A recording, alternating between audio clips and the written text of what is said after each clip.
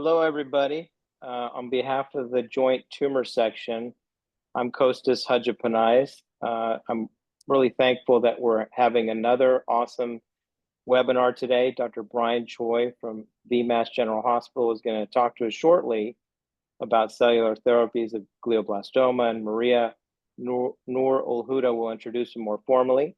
I want to thank the AANS for all their help with these valuable webinars, which are all on our website that you could see at a later time. You'll also hear more about the CME aspects of our talk through the AANS. Once again, thank you for joining us today. We're looking forward to an amazing webinar. Maria, I will hand it over to you.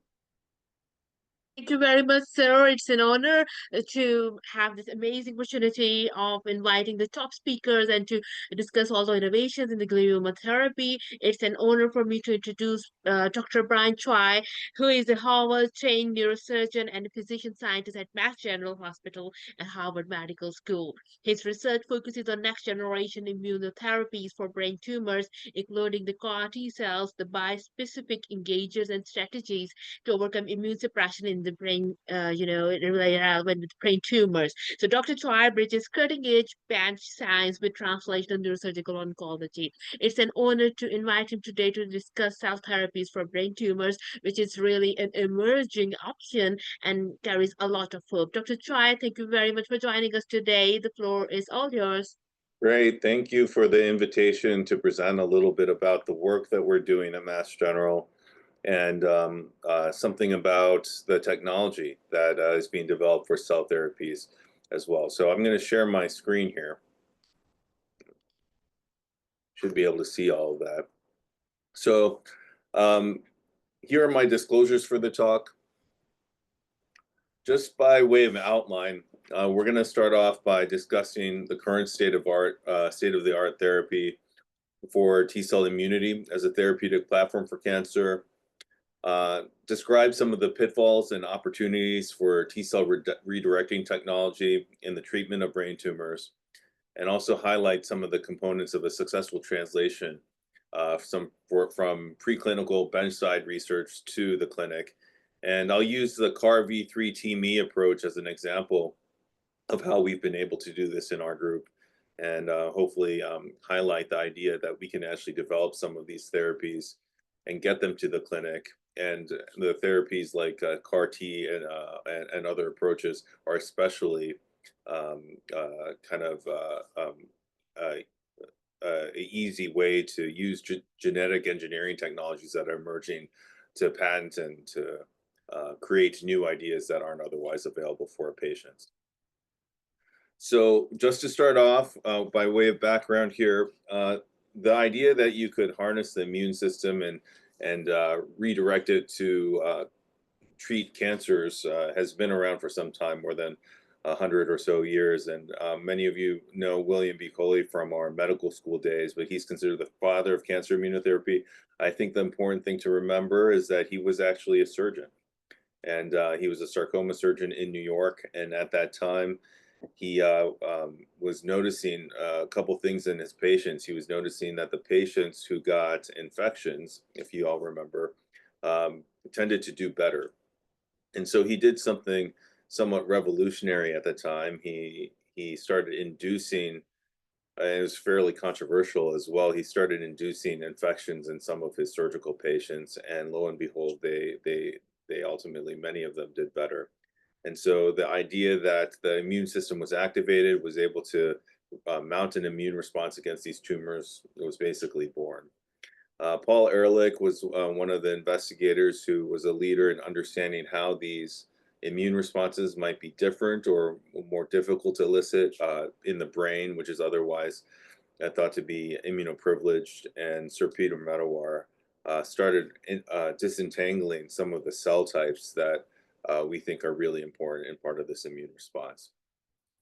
And over time, just to give you an idea, I had the unique privilege, I dug up some of these old pictures over the past decades, and I had the unique privilege of training in my PhD and in medical school during a time that immunotherapy really, 100 years later, enjoyed several advances across different platforms of therapy, but also different cancers. So you can see 2008 was when I was finishing up my PhD dissertation with John Sampson, who was my advisor. Many of you know him.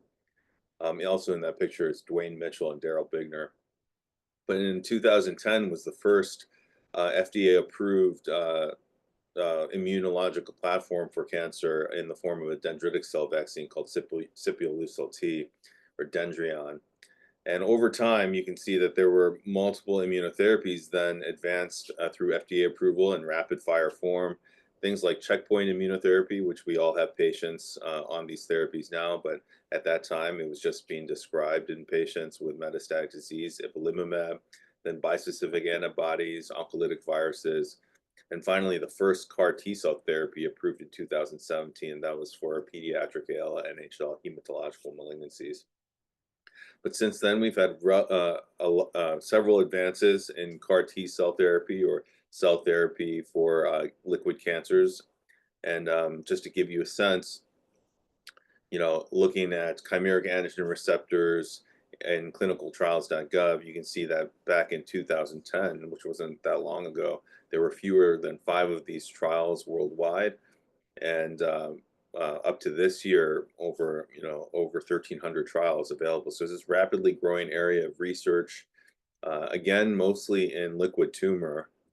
But if you look at solid tumors, and this is probably an underestimation of what is out there, if you type in these type of phrases like chimeric antigen receptor, T-cell receptor, tumor infiltrating lymphocyte, along with carcinoma as like an AND gate in the search, you'll see that this is also a rapidly growing area of work. And I think that we have yet to see the full effect of cell therapies for solid tumors. We're all excited about the potential for this platform of therapy for tumors in the brain. But just to start off, I like to kind of talk about this study. It was published in 2002, early in my training. And I remember looking at this and just being bewildered by what T cells can do in the body. So in this study, this was published by Steve Rosenberg and his colleagues at National Cancer Institute. And at that time, they were taking melanomas. In this case, this was a fungated melanoma behind the right ear of this patient.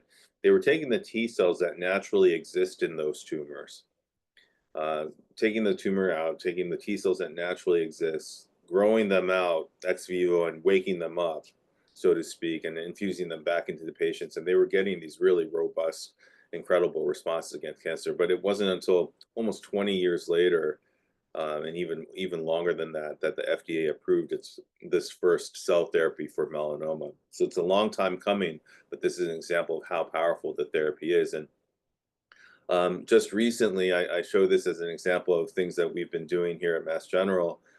This is a patient who had dual checkpoint refractory melanoma, metastasized to the brain. And obviously you can see a left frontal lesion here. And one of our oncologists approached me about this and asked me, well, what can we do for this patient? And before this setting, I don't know if we fully understood that we could take tumors out of the brain and grow these tumor infiltrating lymphocytes to treat patients. We could certainly do that with peripheral tumors. But in this case, I suggested that maybe we try to do a craniotomy here and make a therapy. So I performed a just left frontal awake craniotomy. I resected this, and we grew the tumor out ex vivo. We took out the T cells, we grew them out. We administered them back to this patient, and you can see that after the tumor infiltrating lymphocyte therapy, we had even radiographic responses for areas of disease that were in the contralateral hemisphere.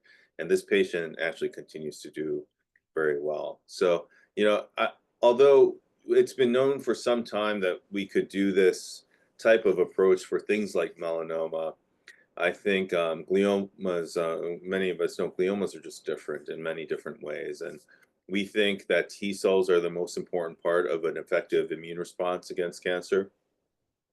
While they're present in great amounts in melanomas, they're fairly few and far between here. In this photomicrograph of a glioma, you only see T cells just interspersed here. Those are the red dots.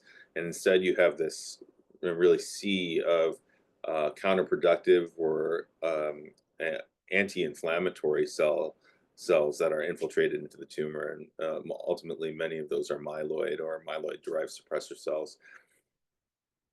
But one way to kind of shift this balance into a more pro-inflammatory state is to create more T cells that recognize the tumor that you're targeting. And we can do this through the chimeric antigen receptor technology, among other approaches. But in this setting, we take a T cell out of the body. We are able to transduce it to express an artificial molecule. In this case, we call it a chimeric antigen receptor. And these typically consist of an extracellular domain that we derive from a single chain antibody. That's a tumor recognizing domain. And this is translated in tandem with co-stimulatory domains that are intracellular, that allow, on antigen engagement, allow for signals to promote T cell proliferation, persistence, and activation against the tumor antigen of interest. And clinically, this is what it looks like. We can take a sample of T cells out of the body. We transduce them with, in our case, a lentivirus to express this artificial molecule. Then we have T cells that then express the chimeric antigen receptor. We grow them out several 100,000-fold, and we infuse them back into the body to attack the cancer. And there have been several studies that show that along with this type of approach, basically curing refractory heme malignancies, that this approach might actually be really exciting and promote anti-tumor responses in solid tumors as well. Here on the left, again, in patients with high-risk neuroblastoma, and on the right, more recently, we've seen radiographic improvement of even brainstem lesions with concomitant improvement in cranial nerve deficits for these lesions in the targeted by GD2 CARs by our colleagues at Stanford, and also our colleagues at Nick Vitanza and Mike Jensen in Seattle with a B7H3 CAR. More recently, I think within the last year or so, we've seen some early studies showing that these CAR T cells are safe and might have early efficacy in models of high-grade glioma. On the left-hand side, you see a bivalent CAR T cell targeting EGFR and IL-13 receptor alpha 2 in recurrent glioblastoma. That was published out of Penn. On the right-hand side, the City of Hope group has published several times on their experience with the IL-13 receptor alpha CAR. And most recently, I just cut and paste this snapshot here. I think a week ago, Steve Bagley and Don O'Rourke published an updated a report of their bivalent CAR T cells in recurrent glioblastoma, where they showed safety and early efficacy there as well. So I encourage you guys to take a look at those emerging groups of literature. For our group at Mass General, we have based many of our CAR advances on targeting EGFRV3, and EGFRV3, as many of you know, is an oncogenic mutation that occurs in a subset of patients with glioblastoma. It's frequently expressed along with amplification of the wild-type receptor. And EGFRV3 CAR T cells have actually been around for quite a bit, first described in the early 2000s by Bob Carter and his colleagues here while he was at Mass General.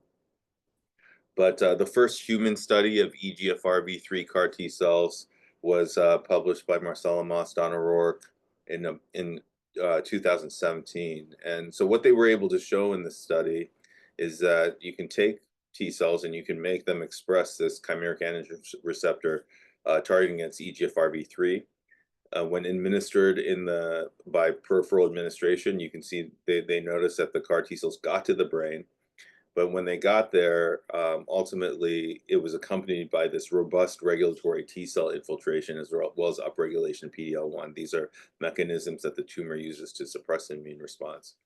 And while they showed that they were able to subsequently target EGFRV3 and resulting in downregulation of expression of that antigen or absence of it at the tumor site after treatment, ultimately tumors progressed. And these tumors progressed primarily expressing wild-type EGFR. And so, at that time, we went back to the drawing board in the lab.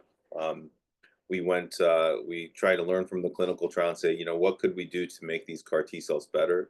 One way we did that was through CRISPR-Cas9 disruption of the PD-1 axis. So we used technologies to modify the CAR T cells even further, allowing them to be agnostic of the immune checkpoint signaling.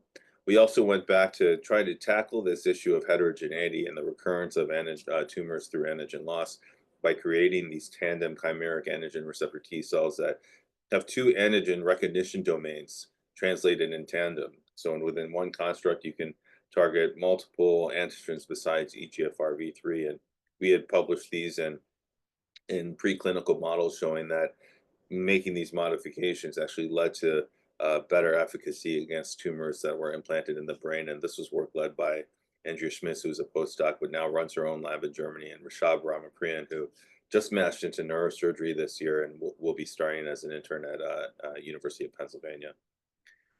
But I think what I'm hinting at here is that through any therapy, even as something as potent as a chimeric antigen receptor, anytime you just target one antigen at the tumor site, there's a likelihood that tumor heterogeneity, or the fact that no two tumor cells within a glioblastoma are exactly alike. I mean, I think that's something that we just have to address with our approach that targets single antigens at a time. And heterogeneity has been described several times in high impact papers by investigators here and also colleagues elsewhere. And we see that with the EGFRV3 CAR. If you treat patients or tumors in models with an EGFRV3 CAR, you can eliminate all the EGFRV3, as here you can see in the bottom panel. But then ultimately tumors then persist, and this is a snapshot of a recurrent or progressive tumor after CAR T cell therapy that expresses the wild type EGFR isoform to a great degree. So for several reasons, and for some of those pieces of data that I showed you, we went ahead with this approach as our second approach. And this consists of CAR T cells against EGFRV3 built on that backbone. But we engineered these CAR T cells to express and secrete a bispecific T cell engager. And that's depicted here. And this engager is released locally in the tumor microenvironment. On one end, it engages the T cell receptor, and on the other end, it engages the wild type version of epidermal growth factor receptor. And so our hypothesis was that because these molecules are very small, they're released locally, and they are cleared rapidly through the kidney because of their 55 kilodalton molecular weight, you could actually engender a robust anti-tumor response against wild-type EGFR while leaving systemic tissues largely intact. Because many of our systemic tissues, liver, lungs, skin, express wild-type EGFR. You wouldn't normally be able to target it directly with a CAR T cell. And this is what it looks like from a cellular basis. You can see the CARs, that they are red because of their ability to express the transgene that we engineer there. But you can see that they secrete these bispecific T cell engagers, and these proteins can bind to the surface of the CAR themselves, but they can also coat these bystanding cells that are otherwise unmodified and take T cells that would otherwise be normally circulating in your body that don't recognize the tumor and turn them into EGFR sensing T cells, harnessing the power of the cells that are already there, both in the tumor and outside the tumor. And even if those T cells tend to be regulatory T cells, again, something that we noticed in that first clinical trial, we also described how these T cell engaging molecules can actually convert these regulatory T cells to tumor killers by harnessing the perforin and granzyme pathway and redirecting it not against effector T cells, but against tumor cells. And if for those of you who are more immunologically inclined, we showed that actually engagement through the CAR and the bispecific antibody led to more central memory and less exhausted phenotype and more expansion in vitro with in vitro models. So we were able to show that using these CAR team cells, that we were able to elicit immune responses against tumors in the brain that had lost EGFRV3 expression. And additionally, we were able to show that even if we engrafted healthy human tissues on the dorsum of these mice, that we could treat these tumors in the brain, but not elicit toxicity in a normal human tissue like skin. And so with these efficacy and safety studies that we performed in preclinical models, we applied for an IND application through the FDA, and we opened up our first clinical trial of this novel CAR team construct in humans. They were in patients with glioblastoma. And we published this manuscript last year in the New England Journal of Medicine, cataloging our early experience with the first 3 patients treated with IDH wild-type glioblastoma. We saw in that first safety run-in arm what we describe as tumor regression that's really somewhat rapid in the first 3 patients. One of the patients achieved a more durable RANO partial response through several months after infusion, and that patient is actually still alive and doing well with a clean scan over 2 years out at this point. But today I'll touch on some unpublished data and things that we discussed actually at an ASCO presentation last week, but also just talk to you about who we have treated since those first 3 patients, and some insights that we're gaining from this clinical trial. So the clinical trial is called Incipient for intraventricular CAR Team E cells in patients with glioblastoma. You can see the study schema on the right. Patients are consented when they have recurrent glioblastoma. They undergo a leukapheresis where we obtain their T cells for T cell manufacturing, which happens along the several following weeks. During that time, I take them back to the surgery to sample the tumor or to resect it, and to prove recurrent glioblastoma histopathologically. And at that same time, I place a Ommaya reservoir with a ventricular catheter for ultimate T cell infusion.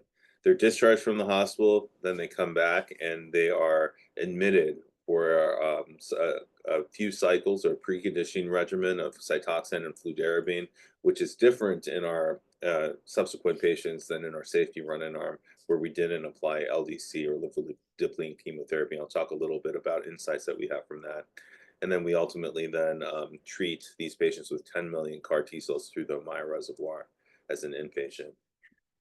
This is just presented in a different way. Again, we have a planned trial of up to 21 patients. We completed that safety run-in arm without LDC again and published that last year. But right now we are continuing to enroll recurrent glioblastoma with or without EGFR-V3, but both arms require EGFR amplification.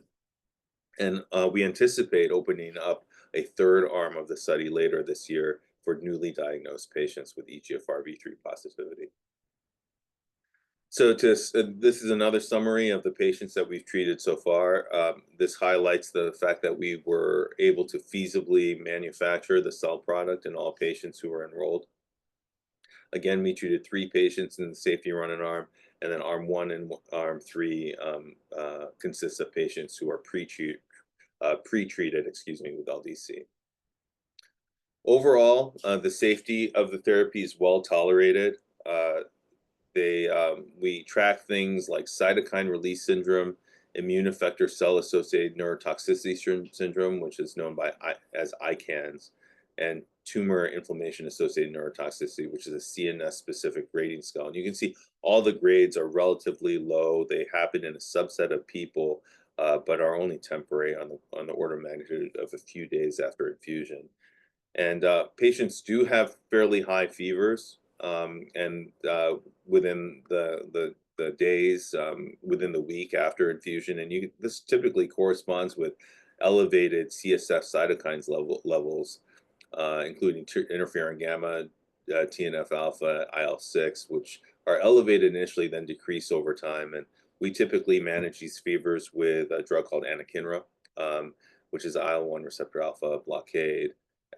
But patients don't typically require decadron or steroids in that immediate infusion period and are able to discharge home eventually.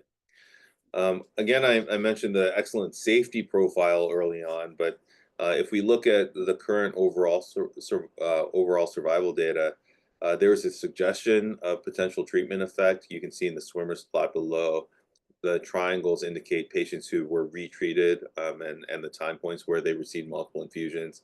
And then the arrows indicate long-term follow-up that is continuing on for these patients. And you can see that at least within our early patients that we treated who are a little bit further out, patients are doing well and living out to maybe 2 times to even in that one case 3 times more longer than what you would normally expect for recurrent glioblastoma, but certainly we can see that longer follow-up is needed in all of these patients, and a larger data set before any real conclusions can be made from these data. But again, I mentioned patient 2 is doing really well. He's been featured in the news lately.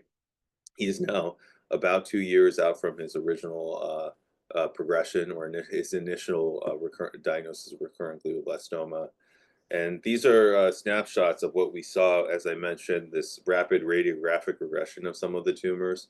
Our first patient had this insular lesion that was partially resected, began to grow back. We readmitted him for an infusion, and almost immediately within the first week, you could see this decrease in contrast enhancement and mass effect in that area. Same with patient 3, who had a larger parietal or temporal parietal lesion there. And patient 2, again, I mentioned, who had this posterior temporal recurrence, was treated with an infusion. We saw a regression of that area, and that ended up being durable for several months after treatment. And because these patients have Ommaya reservoirs in place, we're able to sample things like CSF off at regular intervals, and it allows us to perform these correlative studies, which are early phase and experimental. In this case, by extracellular vesicle-derived RNA corresponding to both EGFRV3 and EGFR copy number. As you can see that these levels were initially elevated and then decrease over time with treatment, potentially indicating some on-target effects. This gives us a liquid biopsy approach to understanding cell therapy outcomes in our patients who are treated with this therapy. We can also look in the peripheral blood for evidence of the CAR. And with cell therapies that are delivered into the brain through these catheters, we do see them. And this echoes some of the observations of our colleagues elsewhere, that you do see the CAR T cells in the periphery at about 2 to 3 weeks after the intracranial infusion. But importantly, over here, if you look at the CAR T cells that make it out into the periphery, only 1 to 2% of those CAR T cells actually have detectable bispecific antigen, bispecific T cell engager on their surface. Whereas, on the other hand, if you look in the CSF at that time, up to or over the great majority, up to 70% of those cells actually have positivity for the bispecific T cell engager, which kind of implies that this is working the way we want it to, that we're able to target something like EGFR, wild type EGFR, in an anatomic compartment like the brain, while otherwise leaving peripheral tissues relatively safe and intact. And if we look at these CAR T cells in the CSF over time, we can certainly see that through these transcriptional approaches that we see a progressive increase in cytotoxic effector gene programs over time. And bring your attention over to this corner where the yellow bar indicates the CD8 portion. You can see really enhancement or elaboration of the cytotoxic gene pathways. But something that we are also observing is that although these gene pathways are potentiated, that after the first infusion, we can see CARs in the CSF for about 30 days after infusion, and this is on the y-axis vector copy number, which is a surrogate for CAR T cell presence.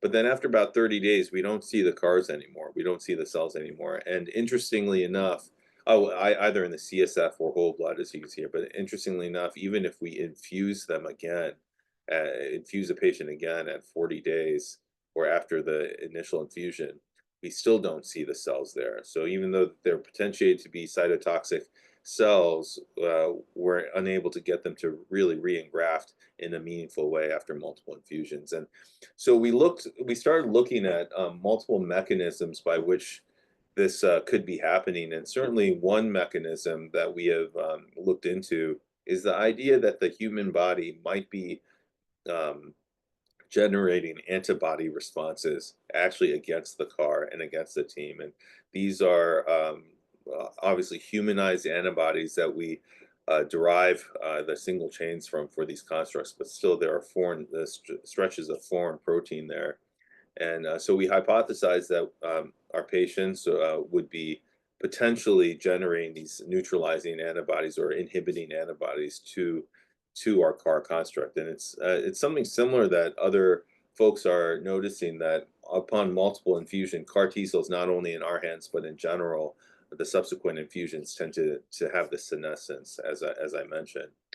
And what we were able to identify in our patients was that indeed, in using assays that we generated in the lab, we were able to detect immunoglobulin responses in our patients to both the TEAM molecule and the chimeric antigen receptor in both the serum and the CSF.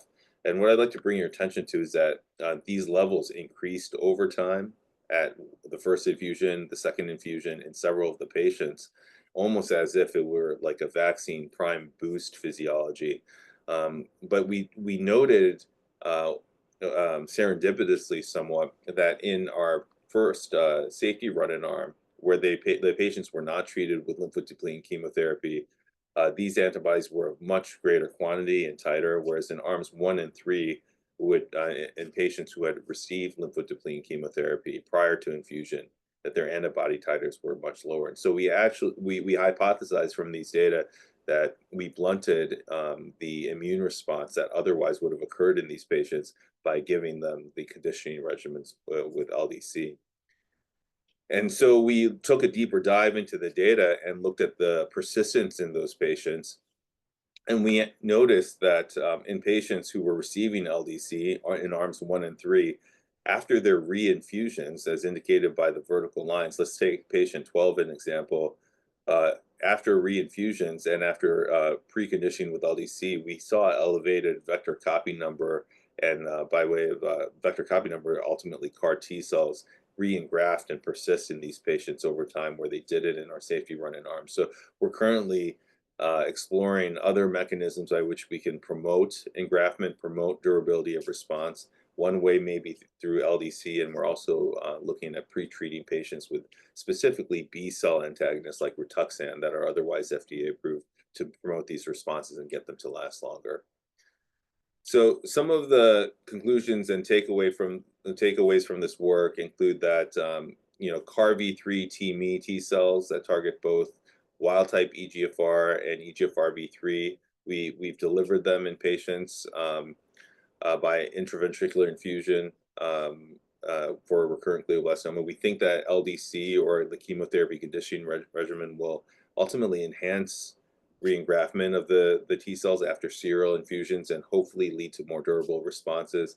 I think I've introduced the idea here that patients are seemingly creating immune responses that antagonize these CAR T cells in our patients, and hopefully will generate ideas and hypotheses on how to abrogate that response, not only for our CAR construct, but I think something that will be generally applicable to people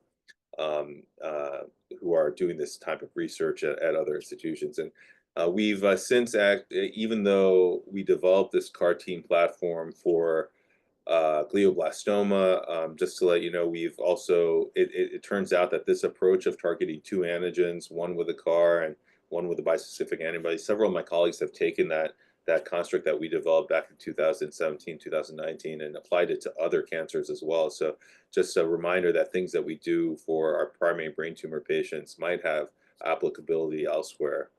And I've had the pleasure of being a part of many homegrown constructs that we've made at Mass General that have then ultimately be infused into patients for both liquid tumors like lymphoma and myeloma. These are things that we generated in the lab, to pancreatic cancer and ultimately glioblastoma, as I mentioned.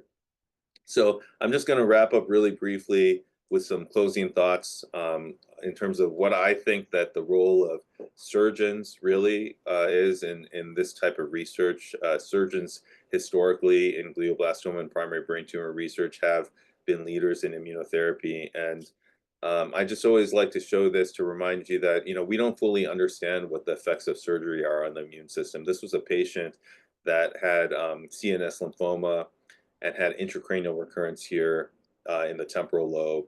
This was a case report that was published by one of my colleagues here at Mass General several years ago. I had ultimately a area of skin recurrence as well, right behind the right ear.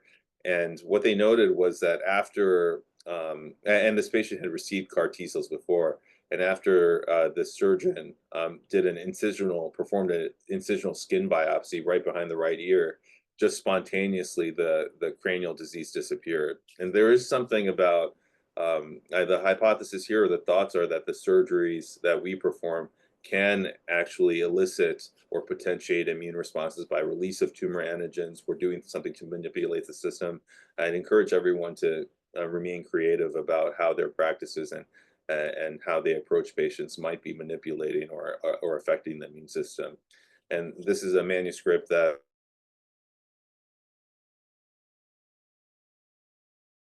submitted, but the idea here is that he looked at the top 1% highly cited glioblastoma papers, or contributions to the literature in the world of science. And it turns out the field is still being led by neurosurgeons and neurosurgical colleagues. As you can see here on the y-axis, the number of just articles that are first or either led by neurosurgeons or senior author neurosurgeons in this field really dwarfs what we're seeing in other fields. So I think we have an opportunity, but a responsibility to keep these investigations moving forward. And for, I think, reflecting the prominence of immunotherapy and the immune system in recent therapies, certainly many of these manuscripts are under the banner of immunology. So again, I encourage you guys to reach out to me if you have any interest in this area of research, or you just want to engage and ask questions. I'd be happy to do this over email, or in this short period of time we have a chance to talk after this presentation. So with that, I'd like to thank you for your attention, and also the team that was really necessary to put together all the clinical studies that that I mentioned today, and also the correlative basic science studies as well. It takes a mini army, along with the patients and families, obviously, who devoted their time and ultimately their lives to the study. So thank you again for your time. I'd be happy to answer any questions. Excellent work, Brian. Really, really exciting. And thank you for joining us today. I'm sure this is going to be watched more going forward. A couple questions on my end. So, we're in this era where cellular therapy, viral therapies are picking up steam, and we're still kind of in the situation where delivery of these things is not exactly ideal. I mean, I think you've chosen the intraventricular route, and it's probably our best method right now, but I wanted to pick your brains on that. How do you think that's going to play out moving forward? Is that the right way to do it? Is there a better way in terms of targeting these tumors? I think you hit the nail on the head. And also, I just wanted to pause and say, I appreciate the invitation to speak and today again, and the fantastic question as well. So, I think the field, again, is in this nascent and infancy stage where we really don't know the exact answer to the question about what the best way to do this is.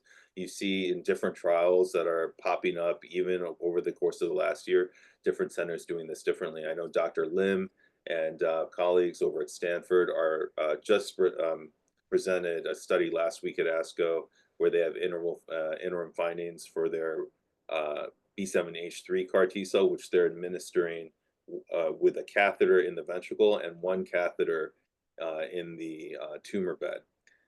So we're not doing that. That's certainly another way of doing it. It seems that approach might even be a little bit more cumbersome ultimately. But I think the future, if I were to take a 10,000-foot view, we're still learning a little bit more about what might be the ideal way. But some of the technologies, again, I said that this field is has such fertile ground for new technology. One thing that people are looking at are the idea of creating in vivo CAR, basically gene modifying techniques that I can give in the periphery for a patient that turns the T cells in the body into tumor recognition, into cells that then recognize the tumor without creating this ex vivo method and then reinfusion into the brain. And many of those methods are given in the periphery as well. So I think we'll see different platforms that allow different methods of infusion, but we're certainly exploring those in the lab in the preclinical phase.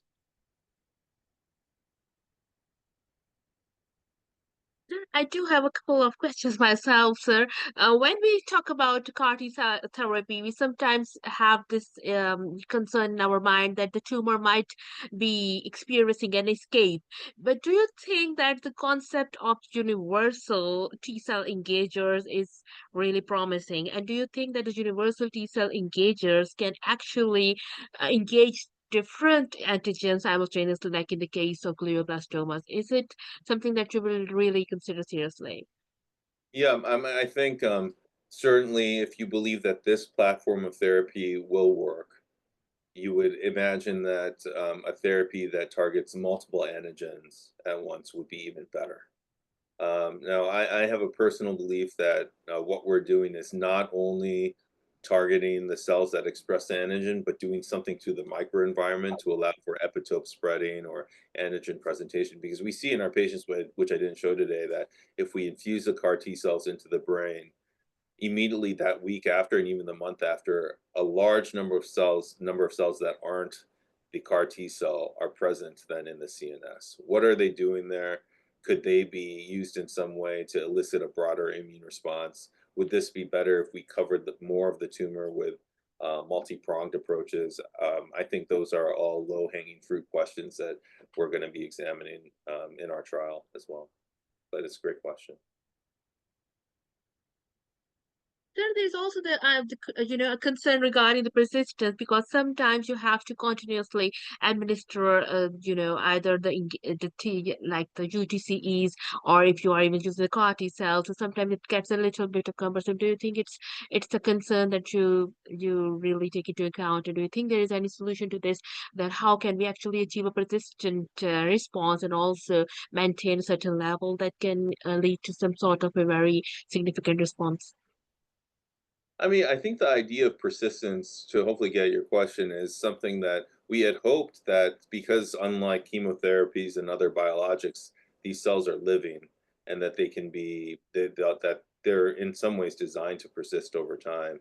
But in a way, as well, it's a silver lining that the therapy is really well tolerated, and we are able to administer it multiple times. So I think we toe kind of in these early phase trials where we're really it's first in human experience. We're trying to toe the line between something that is really persistent and expands versus something that is safe. And as I mentioned, there's so many things that we still don't understand, like that instance where someone had gotten CAR T cells and then got a skin biopsy, and suddenly it released the number of T cells that then expanded in the body to eliminate disease in the brain. So I think all those things are just areas of further investigation. So there's also this also brings in my mind, there was a case report that I read a couple of years ago that said that a person actually suffered from a post-operative infection. He was operated for glioblastoma and he suffered from a post-operative infection, and it actually led to some sort of an immune reaction that led to shrinkage of that glioblastoma. They said that they claimed that it was because he had an infection at the surgical site that led to some sort of immune reaction that reacted on the tumor, and that led to shrinkage of the tumor. It was a quite, it was an interesting case, but I don't know. I never read about it further. Yeah, I mean, I think that's what I mentioned with Cooley's Yes. toxin, which was originally, I think the birth of our field in tumor immunotherapy was from the perspective of what are infections doing, and how do they prime the immune response in that way. It's not a really popular thing to do to induce infections into people iatrogenically, and that would be somewhat controversial since we kind of as surgeons avoid that. But I think the jury's really still out on all of these approaches as adjuvants to the immune system. Maria, do you want to maybe pose one of the questions the audience has here? Maybe Yes, from sir, Brian we have. Mott? Yeah. Yes, so we have got about 6 questions in the Q&A. First of all, Dr. Brian wants to ask you, do you envision that development of adjuvant therapies, such as small molecules that remodel the tumor microenvironment, could support better long-term response to these cellular therapies? Yes, absolutely. I think remodeling the tumor microenvironment is going to be essential to any type of immune therapy or cell therapy because, as we know, glioblastomas are just so harsh in their in terms of their tumor microenvironment. So I think first we're trying to understand what the cell therapy itself does, and I think once we get a better understanding of that, finding different ways to combine it with other therapies is ultimately going to be an approach that we take. So there's another question by Dr. Kadir Dik. He's asking, what are the key challenges in optimizing the CAR-T therapy for glioblastomas, particularly regarding target antigen selection, tumor microenvironment, immune suppression, and achieving durable responses? Well, you said it all. I mean, I think those are the key challenges, and I would add to that that we are noticing the immune response to the cell therapy itself, which I introduced today. So I think that is another factor that we're actively addressing. Dr. Rashid Al-Fayed wants to ask you, thank you very much, sir. Do you see a hybrid therapy as efficacious as immune therapy using CAR-V alone? Do I see a hybrid therapy? I mean, I think that is asking a little bit about the combination therapy. I think that's. I hope that answered that question. But yes, I see combination, and in a way, we developed the CAR team when we first thought about that. We thought about that as a combination therapy in a way because it's administering two potent forms of therapy. I mean, bispecific antibodies were coming out at the same time that CARs were, and so we combined it with this approach. And I implicitly and inherently believe that more is better in that way. Well, I think we're running out of time here, but Brian, once again, thank you so much for doing this. I learned a lot. I'm sure everybody really enjoyed this lecture, and it's really awesome to see neurosurgeons leading the way in brain tumor therapy, as you pointed out. Really makes me happy, and I'm sure everybody else is happy to see this too. So thank you, everybody, for joining today on behalf of the tumor section, and we'll see you soon. Thanks so much, guys. Thanks for the invitation again, sir. All right, take care. Bye. Thank you. Thanks, Zach. I think Tim has to say something regarding the CMEs. Yes, so thank you for joining us. If you want to claim CME, please give me until the end of next week to register everyone in our learning management system. You'll receive an email from me directly with instructions for claiming your CME. So all the information that's on the screen now will be sent to you directly in an email. Thank you very much, Tim. And also, I have seen that somebody is asking about the recording. Our recordings are available. All of our webinars are available and it's recorded in both on our website, the tumorsection.org, and also on our YouTube channel that is with the AANS. You can just go and search for the AANS YouTube channel, and from there you can click on the playlist of Tumor Section webinars, and you can actually access all of our webinars which we have done live. So it's free, it's accessible, it's available, and all those who are going to attend the webinar live will also be able to claim the CMAs. So thank you very, very much, all everyone. Thank you very much, Tim. Thank you very much, Corey, for the wonderful support, and everyone for coming today. Thank you very much. So looking forward to seeing you again this month for our other webinars. So bye from now.